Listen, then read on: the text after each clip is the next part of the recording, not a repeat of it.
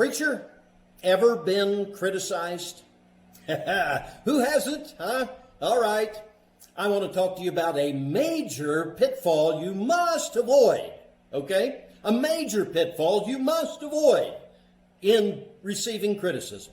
I'll talk to you about that in a moment. Before I do, let me talk to you about criticism itself. It's going to come. Now, let me say to you two things, two kinds of people here. Number one, you may be the kind of person that gets criticized, absolutely nothing bothers you, just rolls off your back, you don't even pay attention. I'm not talking to you. I think you got problems. Okay, I'll just be honest. I think you got problems. But I'm not talking to you. Number two, you may be the young preacher who's just getting started and you've got the idea in your head, everybody's going to love me. They're going to all like my preaching. They'll follow me, not like those other preachers down there that they're criticizing. I won't ever have problems. I'm not talking to you either. You're too dumb right now for me to help, okay? I'm saying that in a nice way. You'll wake up the hard way. It's coming your way. It won't be fun. And it's a rude awakening when you get it. Okay. Now, I am talking to you. If you're a preacher who gets criticized from time to time, you're going to get criticized about all kinds of things. Your personality, you're too friendly, you're not friendly enough. You smile too much, you don't smile enough. You're too funny or you're not funny enough. You're too sober or not sober enough. I mean, it's just going to go on and on and on. And there are people who are going to be that way. You're gonna find they're attracted to churches because hurting people are attracted to churches and they like to turn around and hurt other people. It just is part of their nature. You're going to have that personality. But you also are going to get attacked because of practices, things that you're doing, and the way you're doing things, your ministry itself, the way you handle ministry. Those things are going to come. Now, some of it's going to be legitimate, and you want to learn from it. Some of it's just going to be way off base, and you got to learn how to handle that as well. I'm going to talk to you about it in a second. In fact, at the very end. Third one that really ought to concern us is our preaching. You're going to get attacked for your preaching. Now, there are going to be people, and I'm going to tell you a story here in a moment, about I was attacked early on in my ministry for the method, the way that I was preaching, okay? And so I'll say something about that. You also will get attacked because of what you preach. Now, that one ought to really get your attention. Because if you're off biblically, you're leading people astray, and you ought to be very concerned about that.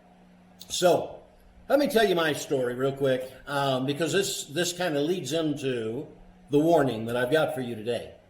It's this. When I first started preaching, I was called to Baptist Church down in Kimberling City. They put me on staff for the weekends. It was a weekend summer job, basically. And I was hired to come down on the weekends, visit at two different campgrounds, one in the Kimberling City area, the other at the Branson area, before Branson took off and became such a holiday spot for everybody to go to. And I would go to those two campgrounds. I'd knock on camp doors, okay, tents and trailers, and just go around, meet people, talk to them about Christ, and invite them out to the service on Sunday. And then on Sunday morning, I would preach in both places. I'd go from one to the other, preach both places. And so I'd been put on staff there. And I remember first time I was asked to come and preach at Kimberling City after they called me. I came to the church on Sunday night and I preached. And when I got done, now I wasn't a good preacher. I'll just be honest with you.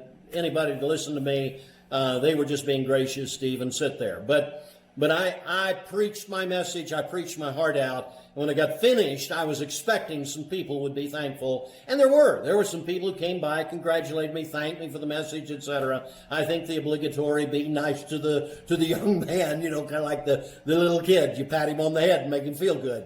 But one fella, an older guy, older than me, obviously. I was just a young guy. And he came up to me very sober, and he said, "Young man, I've got something to tell you." Oh, yeah, I'm thinking he's going to tell me something nice. And it wasn't. He said, "I counted every time you said," and I don't remember what the word was or the phrase. I think it was or something on that order. But he said, "I counted it, and it was 28 times.